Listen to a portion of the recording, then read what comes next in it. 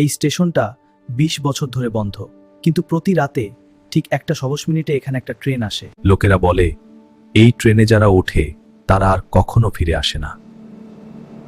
একটা ট্রেন আসে যেটা কেউ কোনোদিন দেখেনি।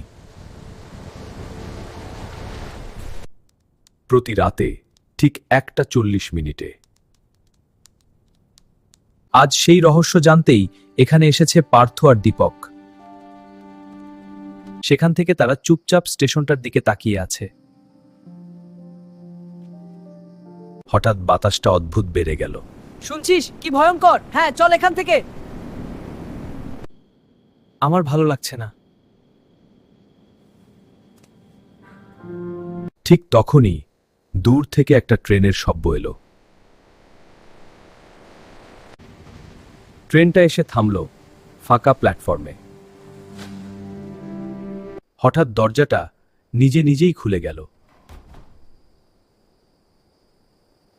ভেতরে কেউ নেই, সব সিট ফাঁকা।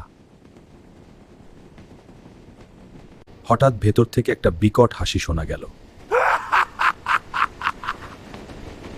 পরের দিন সকালে